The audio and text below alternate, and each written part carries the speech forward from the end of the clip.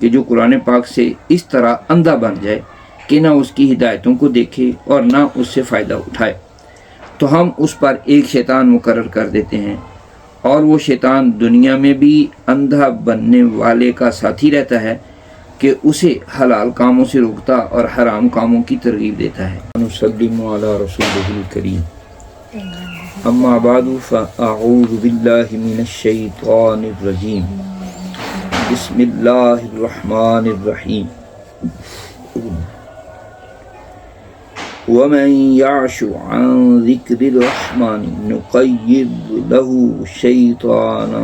فهو له قرین۔ قال اللہ تعالی فی القرآن المجید فی شان حبیبہ سیدنا و مولانا محمد صلی اللہ علیہ وسلم مخبرا و آمرا مخاطبا للمؤمنین ان اللہ و ملائکتہ یصلون علی النبی یا ایہا الذین آمنوا صلوا علیہ وسلموا تسلیما۔ الصلاۃ والسلام علیک یا رسول اللہ وعلی آلک واصحابک یا حبیب اللہ۔ الصلاۃ والسلام علیک یا رسول اللہ وعلی آلک واصحابک یا حبیب اللہ۔ الصلاۃ والسلام علیک یا رسول اللہ وعلی آلک واصحابک یا حبیب اللہ۔ الصلاۃ والسلام علیک یا رسول اللہ وعلی آلک واصحابک یا حبیب اللہ۔ جو آیت میں نے تلاوت کی ہے سورہ زخرف کی آیت ہے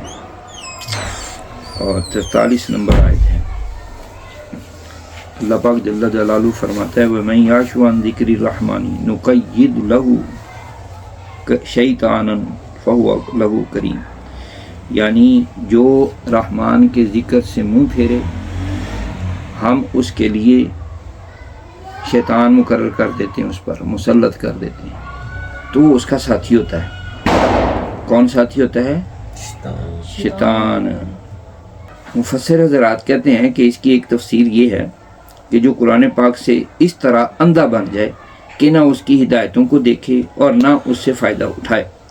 تو ہم اس پر ایک شیطان مقرر کر دیتے ہیں، اور وہ شیطان دنیا میں بھی اندھا بننے والے کا ساتھی رہتا ہے کہ اسے حلال کاموں سے روکتا اور حرام کاموں کی ترغیب دیتا ہے، اللہ تعالیٰ کی اطاعت سے منع کرتا اور اس کی نافرمانی کرنے کا حکم دیتا ہے، اور آخرت میں بھی اس کا ساتھی ہوگا۔ دوسری تفسیر یہ ہے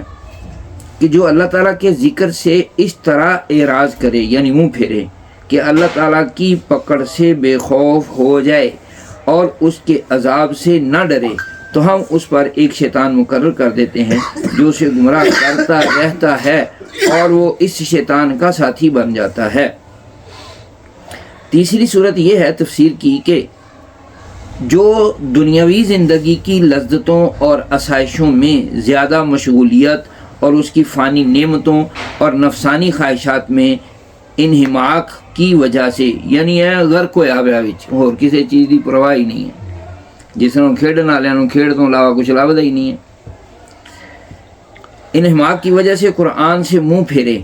تو ہم اس پر ایک شیطان مقرر کر دیتے ہیں، اور وہ شیطان اس کے ساتھ ہی رہتا ہے اور اس کے دل میں وسوسے ڈال کر اسے گمراہ کرتا رہتا ہے، یار آج کھیل لو کل نہ کھیلنا، اس بار چلو آج تو پوری کھیل کے چھوڑے نا، وغیرہ وغیرہ، ایسے ہوتا ہے کہ نہیں؟ تو یہ شیطان کے کام ہیں، اس کو چھوڑ کے تو اللہ کی طرف توجہ کرنی چاہیے۔ اس آیت سے معلوم ہوا کہ قرآن سے منہ پھیرنے والے کافر کا شیطان ساتھی بنا دیا جاتا ہے، تو منہ پھیرتا ہی شیطان کافر ہے۔ مسلمان کو تو ایسا نہیں ہونا چاہیے، تو مسلمان تو ساری زندگی اللہ تعالیٰ نے حکم دیا کہ پڑھو، لہذا نہیں جس نے پڑھا وہ پڑھے، وقت کو لگائے اس میں۔ اور شیطان کو کافروں کا ساتھی بنانے سے متعلق ایک اور مقام پر اللہ تعالیٰ فرماتا ہے وَخَيَّضْنَا لَهُ قُرَنَاءَ فَزَيَّنُوا لَهُم مَّا بَيْنَ أَيْدِيهِمْ وَمَا خَلْفَهُمْ وَحَقَّ عَلَيْهِمُ الْقَوْلُ فِي أُمَمٍ قَدْ خَلَتْ مِن قَبْلِهِم مِّنَ الْجِنِّ وَالْإِنسِ إِنَّهُمْ كَانُوا خَاسِرِينَ۔ ترجمہ یہ ہے کہ ہم نے کافروں کے لیے کچھ ساتھی مقرر کر دیے، تو انہوں نے ان کے لیے ان کے آگے اور ان کے پیچھے کو خوبصورت بنا دیا، ان پر بات پوری ہو گئی جو ان سے پہلے گزرے ہوئے جنوں اور انسانوں کے گروہوں پر ثابت ہو چکی ہے، بے شک وہ نقصان اٹھانے والے تھے۔ حضرت انس بن مالک رضی اللہ تعالیٰ عنہ سے روایت ہے، نبی اکرم صلی اللہ علیہ وسلم نے ارشاد فرمایا، جب اللہ تعالیٰ کسی بندے کے ساتھ شر کا ارادہ فرماتا ہے تو اس کی موت سے 1 سال پہلے اس پر ایک شیطان مقرر کر دیتا ہے، تو وہ جب بھی کسی نیک کام کو دیکھتا ہے وہ اسے برا معلوم ہوتا ہے یہاں تک کہ وہ اس پر عمل نہیں کرتا، اور جب بھی وہ کسی بری کام کو دیکھتا ہے تو وہ اسے اچھا معلوم ہوتا ہے یہاں تک کہ وہ اس پر عمل کر لیتا ہے۔ البتہ یہاں یہ بات ذہن نشین رہے، آیت میں جہاں کفار کے لیے وعید ہے وہیں ہمارے معاشرے کے ان مسلمانوں کے لیے بھی بڑی عبرت ہے جو دنیا کی زیب و زینت، اس کی چمک دمک اور مال و دولت کے حصول میں حد درجہ مصروفیت کی وجہ سے قرآن پاک کی تلاوت کرنے، اسے سمجھنے اور اس پر عمل کرنے سے محروم ہیں۔ اللہ تعالیٰ انہیں ہدایت اور عقل سلیم عطا فرمائے اور قرآن مجید سے تعلق قائم رکھا رہنے کی توفیق عطا فرمائے۔ یاد رہے کہ اس آیت کی تفسیر میں جس شیطان کا ذکر ہے یہ اس شیطان کے علاوہ ہے جس کا ذکر درج ذیل حدیث پاک میں ہے۔ چنانچہ حضرت عبداللہ بن مسعود رضی اللہ تعالیٰ عنہ سے روایت ہے، نبی کریم صلی اللہ علیہ وسلم نے ارشاد فرمایا، تم میں سے ہر شخص کے ساتھ ایک شیطان اور ایک فرشتہ مسلط کر دیا گیا ہے۔ صحابہ کرام رضی اللہ تعالی عنہم نے عرض کی، یا رسول اللہ صلی اللہ علیہ وسلم آپ کے ساتھ بھی؟ ارشاد فرمایا میرے ساتھ بھی، لیکن اللہ تعالیٰ نے اس شیطان کے مقابلے میں میری مدد فرمائی اور وہ مسلمان ہو گیا، اب وہ مجھے اچھی بات کے علاوہ کوئی بات نہیں کہتا۔ اس آیت سے یہ بھی معلوم ہوا کہ برا ساتھی اللہ تعالیٰ کا عذاب ہے اور اچھا ساتھی نصیب ہونا اللہ تعالیٰ کی رحمت ہے۔ اچھے اور برے ساتھی کے بارے میں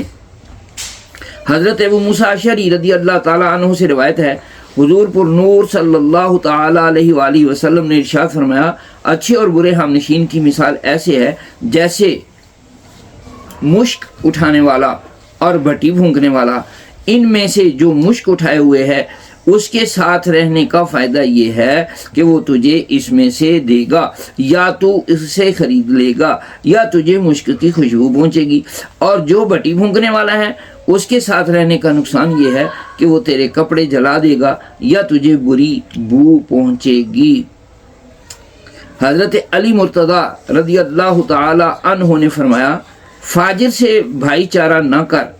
کہ وہ اپنے فعل کو تیرے لیے مزین کرے گا اور یہ چاہے گا کہ تو بھی اس جیسا ہو جائے، اور اپنی بدترین خصلت کو اچھا کر کے دکھائے گا، تیرے پاس اس کا آنا جانا عیب اور ننگ ہے، اور اسی طرح احمق سے بھی بھائی چارہ نہ کر کہ وہ اپنے آپ کو مشقت میں ڈال دے گا اور تجھے کچھ نفع نہیں پہنچائے گا، اور کبھی یہ ہوگا کہ تجھے نفع پہنچانا چاہے گا مگر ہوگا یہ کہ نقصان پہنچا دے گا۔ اس کی خاموشی بولنے سے بہتر ہے، اس کی دوری نزدیکی سے بہتر ہے، اور موت زندگی سے بہتر، اور جھوٹے سے بھی بھائی چارہ نہ کر کہ اس کے ساتھ میل جول تجھے نفع نہ دے گا، وہ تیری بات دوسروں تک پہنچائے گا اور دوسروں کی تیرے پاس لائے گا، اور اگر تو سچ بولے گا جب بھی وہ سچ نہیں بولے گا۔ اللہ تعالیٰ دنیا میں ہمیں اچھے اور نیک ساتھی عطا فرمائے اور برے ساتھیوں سے ہمیں بچائے، آمین۔